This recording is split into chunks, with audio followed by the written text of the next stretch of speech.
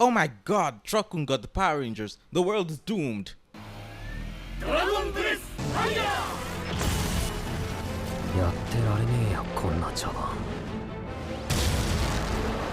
Or not. Anyway, the Power Rangers Isekai is a completely different series. Superheroes are iconic. And at this point, the heroes being evil is kinda ubiquitous. We've subverted too close to the sun and now people are like, oh, a hero who's just good and trying to do the right thing, and there isn't a major plot point about people going, okay, but he could become evil one day. How novel. But when we do have to deal with the evil hero, it's usually one of two things. Good heroes taking on the evil heroes, or what are essentially civilians trying to figure out how to kill God. Usually these premises are just good guy fights a bad guy with excellent publicity. We don't often get to see the quote-unquote villains try to take on the not very heroic heroes. And that's exactly what Ranger Reject or Go Go Loser Ranger is about. A lot of the heroes are bad stories do ultimately still wind up being about good versus evil, but this series takes an evil versus evil approach. On top of that, Loser Ranger Reject is inspired by Super Sentai, or Power Rangers as most of my viewers will know them. I don't know much about Sentai, but I know quite a bit about Power Rangers, and the villains are always weird, sending out a single enemy over intervals of time to the exact same location to attack humans, and they usually don't get far before they get defeated. It's a formula for what's basically a live action Saturday morning cartoon.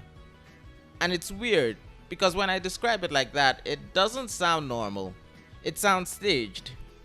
Loser Ranger takes all of this and asks, what if the villains from a Power Ranger Super Sentai type world tried to take over the world and then ran into a violent, much more powerful group with excellent publicity that killed everyone in charge? Well, it's simple. Every week, a new villain arrives in the same spot to challenge the heroes, and like clockwork, they get defeated. It's to the point where they literally show up in the middle of an arena with a crowd. It's like if a bunch of 9 immortal Saturday morning cartoon villains showed up in The Boys and Homelander was like, I can milk you. Our protagonist, Fighter D, is sick of this. He's sick of the routine, sick of always fighting to lose, and sick of how his fellow henchmen have basically given up on their goal of world domination and have become complacent as tools for the Rangers, called the Dragon Keepers. So, using their shape-shifting ability, which is how they've been providing the Rangers with enemies since their bosses were defeated, he transforms into a human, determined to infiltrate the group and find a way to defeat their enemies. The only problem is, despite their nigh unkillable bodies, the mooks are weak. And he's pretty weak too. As a Power Rangers fan, the show is pretty fun. There are so many things I see reflected in it. From the process of trying to create a memorable monster every week without devolving into repetition, to the fact that the mooks are weak enough to be defeated by normal humans, to the over-the-top presentation of the Rangers. The one thing missing is the giant monster battles. This is an underdog story, following the not unusual template of the idea of the villain trying to win even though they never do. But even D rejects that idea, because people are only comfortable with it because the villain won't win, and they don't believe there will ever be real danger, no matter how hard he tries. Being the guy people cheer for because he never wins would be annoying, and the only reason anyone is comfortable with treating him as anything other than an enemy is because he isn't a threat. Because personality-wise, he has really done nothing to make anyone think him winning will be anything but bad for humanity, so it's kind of insulting. It's honestly a new way to look at the bad guys and the bad guy trope that I don't think I've ever seen done before besides maybe Max Thunderman from the Thundermans. D is tired of never winning, and he hates the fact that once you have all the information, he doesn't even look like a bad guy anymore. He and the rest of the Monster Army are just the Rangers slaves, and it's really hard to look like the bad guy when you're at such a massive disadvantage against such sadistic enemies. There is a sort of raw honesty to the idea that the underdog would hate being the underdog that you don't see expressed very often.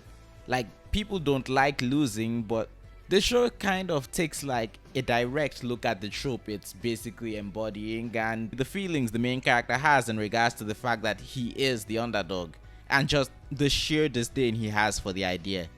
It's pretty novel, honestly.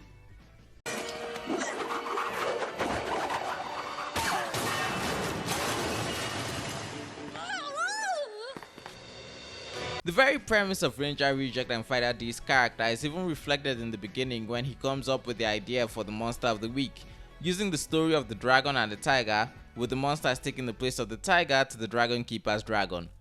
But one of the symbolic interpretations of that image is the fact that, a tiger can't beat a dragon, not unless the dragon gets complacent and underestimates his opponent, giving the tiger enough of an opening to squeeze through and strike him down.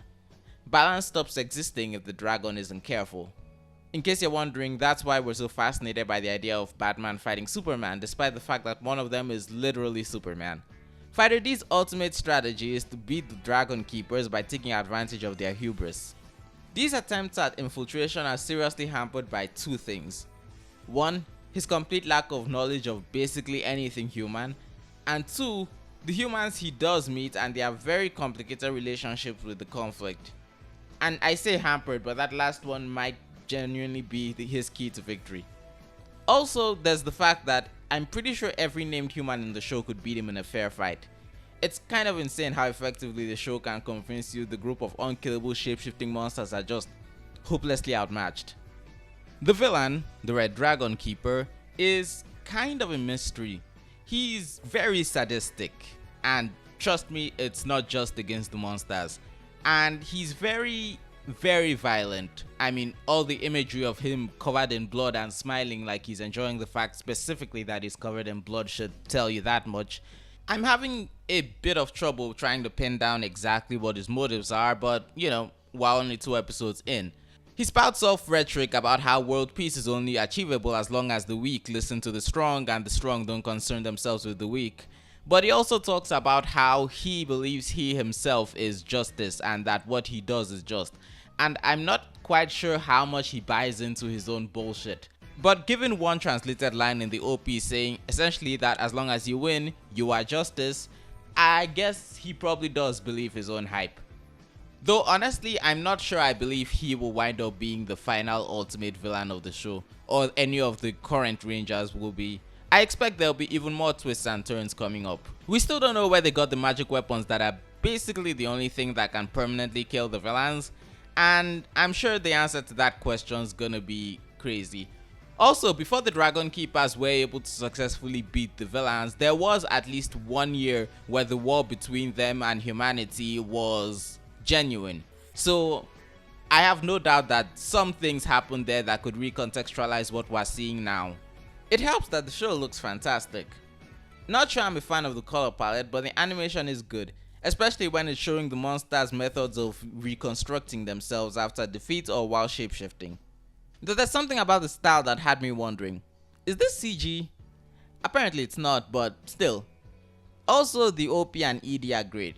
I usually avoid these because they're always just littered with spoilers, but how much they spoil aside, they're surprisingly good at getting you pumped. Also, go watch a translated version if you have the time. The lyrics hit hard. Ranger Reject is pretty unique and it could be the next big thing. All it really needs to do is deliver on the promise of its cast being interesting and give us D escaping some difficult situations as he works towards his goal.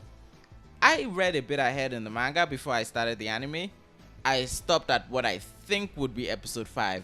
And all I gotta say is, wow, I didn't think the story goes that far, that fast. The story's apparently been getting even more intense currently in the manga, so we'll just have to see. What do you think of the show and this video? Are you gonna check it out? Tell me your thoughts down below and subscribe for more content. Thank you and good day.